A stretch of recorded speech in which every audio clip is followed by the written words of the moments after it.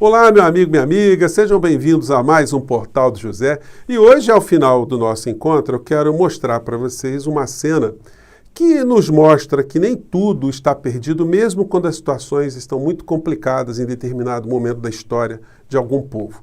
Você vai ver do que eu estou falando no final, espero que você goste, mas antes eu quero falar dos assuntos concretos da nossa realidade também.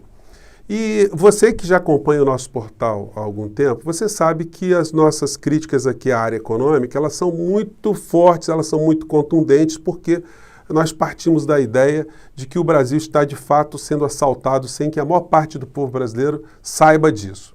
Os direitos sociais estão sendo subtraídos, a previdência social das pessoas mais pobres foi jogada no lixo, o povo foi jogado a uma grande enganação. Muitas pessoas apoiam o Bolsonaro mesmo estando sofrendo uma série de consequências no seu bolso, na sua vida, no seu padrão de vida, no futuro da sua família. E a gente tem que alertar essas pessoas aqui, porque muitas delas estão diante de uma situação de muita desinformação.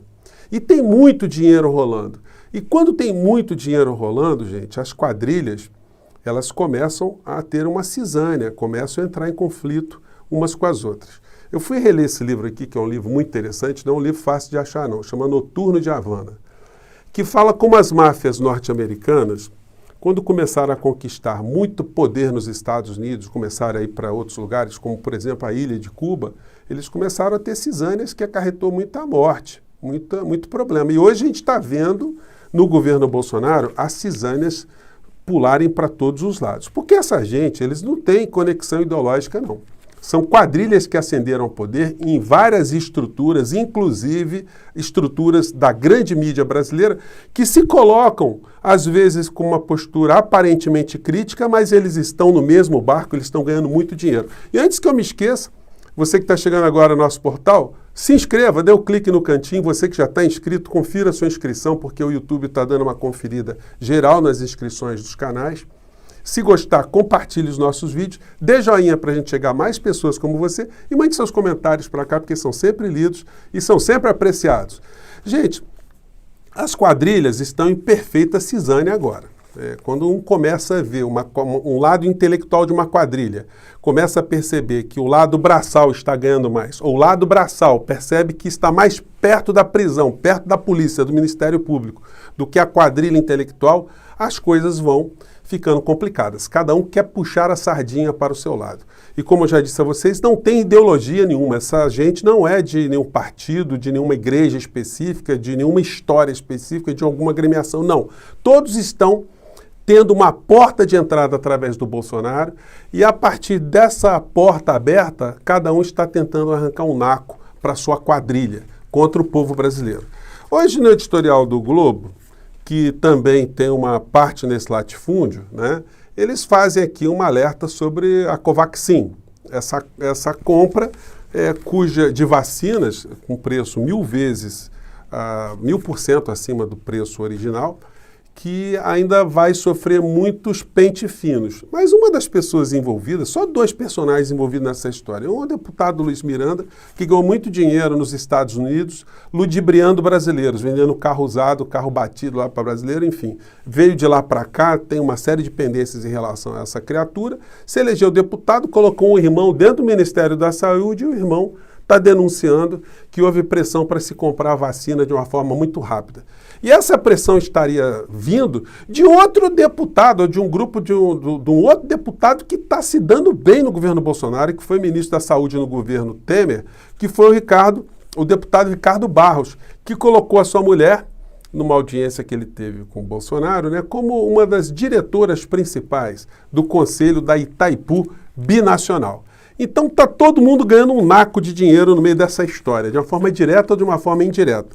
O Ricardo Barros já tem um passado extremamente complicado, porque compras que estão sendo objeto de verificação de inquéritos na Polícia Federal, na Procuradoria da República, estão lá ainda para levantar algumas coisas. E na coluna da Vera Magalhães hoje, ela coloca esse texto aqui muito sugestivo. Centrão fechado com Bolsonaro? Diz ela aqui, Centrão, quem diria, vai vivendo um relacionamento monogâmico estável com um presidente em crise de popularidade.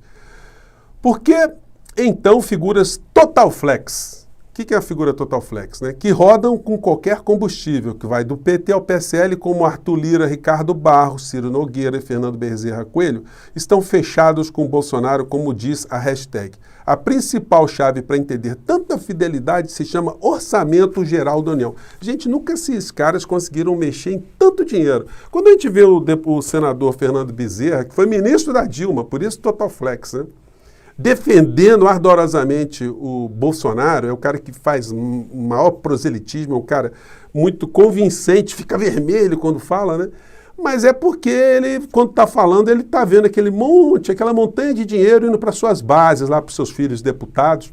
É um homem que operou 125 milhões de reais para a área onde ele tem influência política. Então, o Ciro Nogueira é outro, esse Ricardo Barros é outro. Então, quando você vê aquelas figuras ali na CPI do Senado defendendo o Bolsonaro, é porque cada um está levando um naco no meio dessa história. E nem tudo são flores no meio dessa história toda, né? Como eu disse a vocês, o Eduardo Bananinha, hoje, ele publica no Twitter dele as realizações do governo Bolsonaro. Ele também faz uma agressão lá à Rede Globo, coloca um vídeo lá requentado da Globo News, da repórter xingando, enfim, nervosa pra caramba. O Bolsonaro hoje, lá no Cercadinho, falou também da Globo. Só que tem um negócio, né? É briga para enganar trouxa, porque a convergência do que o Bolsonaro está fazendo com os interesses dos grandes grupos econômicos nacionais e transnacionais é fácil da gente comprovar. Olha só o Eduardo Bananinha dizendo aqui, se ufanando algumas propostas como se fossem propostas do bolsonarismo, proposta do presidente da República, daquilo que eles representam, quando de fato são exatamente as mesmas propostas que são defendidas por aqueles que eles dizem que atacam, que é a Rede Globo de televisão, o Grupo Globo, a família Marinho. Vamos conferir aqui o que diz o Bananinha como sendo mérito do governo Bolsonaro e o que pensa o grupo que eles acham que estão em alguma divergência. Então diz ele, ó, nova lei de falências, lei do gás, independência do Banco Central, reforma da Previdência, privatização da Eletrobras, leilão da SEDAI, marco de saneamento, lei das startups. Ações do governo com o Congresso indicam que o Brasil está no rumo certo e o investidor sente confiança no Brasil. Gente, é possível esse tipo de cisânia que eles mostram em relação à família Marinho, ao Grupo Globo, ser real, quando na verdade a gente vai vendo esse tipo de situação? A nova lei de falências é prioridade na agenda do Senado, diz Alcolumbre. Olha só, isso aí já estava sendo defendido pelo Grupo Globo lá atrás. E isso foi promovido num seminário chamado O Impacto Legislativo na Recuperação e na Falência, promovido pela editora Globo, em parceria com a revista Justiça e Cidadania. E aí outra proposta, a lei do gás é vital para o país reduzir preço astronômico de energia. Gente, isso aqui é um editorial do jornal, que está defendendo aquilo que o Bolsonaro e o Paulo Guedes e o governo implementaram. Então, a gente não vê divergência nenhuma. Outra aqui. A autonomia do Banco Central traria sinal positivo ao mercado. Outra proposta defendida pelo grupo empresarial e que Bolsonaro, junto com o Congresso Nacional, aprovaram. Então eles botam uma briga aparente, mas no fundo, no assalto ao povo brasileiro, estão todos juntos. Reforma da Previdência pede urgência. Gente, a reforma da Previdência veio lá com o Temer, que os grupos de mídia, os grupos empresariais já defendiam, roubaram o futuro do trabalhador brasileiro. O trabalhador brasileiro não se aposenta mais de forma tranquila, de forma minimamente decente, porque vai ter que passar por uma via crucis gigantesca, isso tudo para sobrar dinheiro no caixa para botar em grupos de capitalização, o sistema financeiro, a dívida pública, girar a ciranda financeira. Privatização da SEDAI. Nossa, como eu denunciei isso aqui. Isso aqui que os grupos empresariais estão atrás há tanto tempo e o governo Bolsonaro implementa. Então, qual é a diferença que tem? Outra aqui, o saneamento, o marco do saneamento. Vem defendendo isso também os grupos empresariais, Bolsonaro implementa também. Modelo de privatização da Eletrobras. Isso está dando muita cisânia, porque os deputados começaram a enfiar uma série, viram que a porteira está aberta, cada quadrilha está levando um naco. Então, cada grupo de deputados do Centrão meteu nessa privatização da Eletrobras um interesse próprio. E o Bolsonaro agora não vai poder vetar, porque se vetar prejudica algum grupo de ladrões, de bandidos, como diria o general Heleno, que anda muito desaparecido. Diz que ele está meio doentinho, está com depressão. Né? Não é por outras razões, né? Porque está num governo desse, só pode ficar com depressão mesmo. Mas o Bolsonaro não vai ter condição de vetar. E não vetando, a situação fica absolutamente catastrófica, porque o custo fica muito elevado e isso vai repercutir nas tarifas das energias elétricas que são distribuídas, ou da energia elétrica que é distribuída no Brasil inteiro.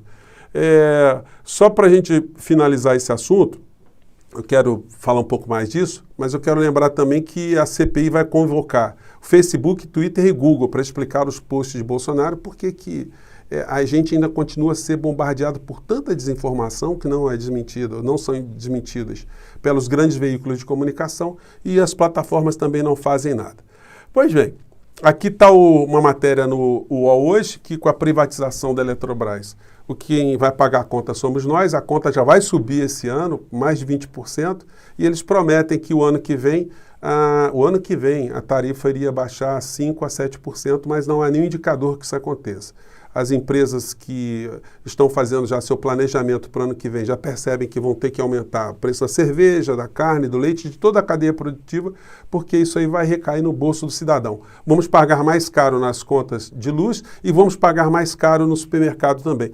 Então eu não entendo o que tem bolsonarista que ainda apoia esse governo, né? Mas a gente vai vendo ao longo aí das próximas semanas que as quadrilhas estão na sua cisânia cada vez maior.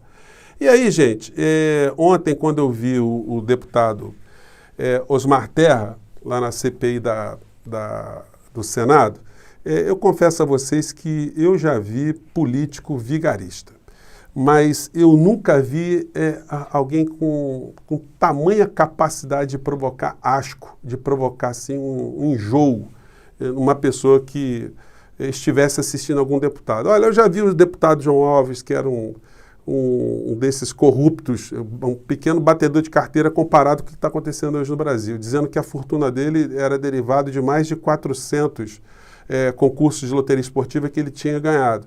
Vi Roberto Jefferson ali falando na CPI, mas eu nunca vi uma pessoa como Osmar Terra.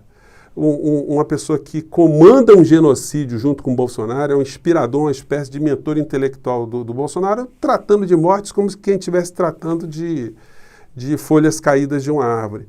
Essa gente, esses psicopatas, desalmados, bandidos, canalhas, eu digo isso, falei no programa de ontem, porque ele sabe que está mentindo. Ele sabe que ele falou muitas coisas são mentirosas. Ele foi interpelado ali pelo deputado, pelos senadores, não me recordo quem, acho que foi o Alessandro, que disse que, olha, qual foi a medida que o Supremo Tribunal Federal evitou que o governo federal tomasse? Ele não soube responder, simplesmente que não há nenhum impedimento do governo federal atuar em relação à pandemia. E o Osmar Terra falou isso de uma forma criminosa, que a responsabilidade é dos governadores e dos prefeitos. Enfim, além das outras bandidagens todas que a gente viu, mas o que chama mais atenção é essa postura desalmada dele. E aí eu trago para vocês, para a gente fazer esse contraponto, de uma cena do filme A Lista de Schindler. O Schindler, gente, Oscar Schindler, ele foi uma figura que salvou muitas vidas. Mais de 1.200 judeus foram salvos na Segunda Guerra Mundial. E eu vou colocar a foto dele aqui, do original, né, do Oscar Schindler. Esse aí é o senhor Oscar Schindler. É o único membro que foi oficialmente ligado ao Partido Nazista e que está enterrado em Jerusalém, como homem que salvou vidas de judeus nos campos de concentração. O Oscar Schindler foi retratado nesse filme aqui de uma forma muito bacana. Eu vou colocar esse vídeo na descrição para vocês. Onde nessa cena aqui, uma cena que até hoje, quando eu revejo essa cena, vou colocar para vocês, me dá assim uma emoção muito forte. Porque o Oscar Schindler, depois de ter feito tudo que ele podia, né, na visão do momento para salvar vidas, mesmo assim ele não se deu por satisfeito. Então nessa cena de despedida, quando os russos estavam chegando já para descobrir todos os campos de concentração, o Oscar Schindler ele está fugindo ali e ele recebe uma homenagem das pessoas que ele ajudou. E ele recebe um anel que foi feito com um dos dentes extraídos dos prisioneiros. E aí a cena, gente, é muito legal. É muito bacana e essa cena que eu queria compartilhar com vocês. Vamos lá. Oi? Vamos ver se vai. Está em hebraico. O Talmud diz: aquele que salva uma vida, salva o mundo inteiro. Assim, ele recebe um anel com uma inscrição, né? Aquele que salva uma vida, salva o mundo inteiro, que é uma inscrição que está no Talmud, que é uma coletânea, né, de livros sagrados dos judeus. E ele está muito emocionado ali porque ele começa a refletir no que ele poderia ter feito para salvar mais vidas, né? Vamos acompanhar mais um trecho aqui.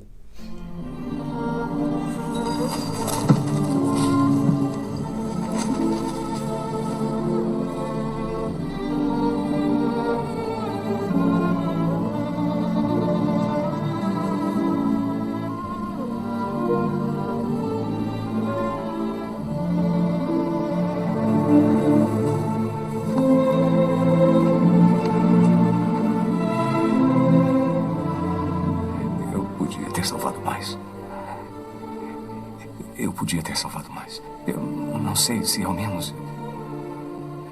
Oscar, aqui estão 1.100 pessoas que estão vivas por sua causa. Olhe para elas. Se eu tivesse guardado mais dinheiro.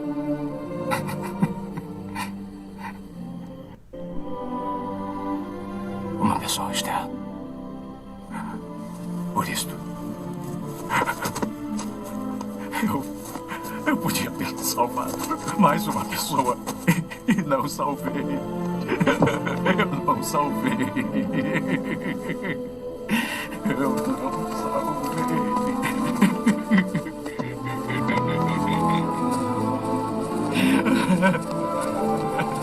Gente, eu não sei se deu para vocês verem, tá? Vou colocar esse trecho desse filme na descrição do nosso vídeo. Espero que não tenha nenhum tipo de bloqueio, né? Porque eu estou usando a imagem aqui. Mas por que é uma situação tão marcante para nós, né? Porque ele estava ali ressentindo pelo fato de não ter conseguido salvar pelo menos mais uma vida.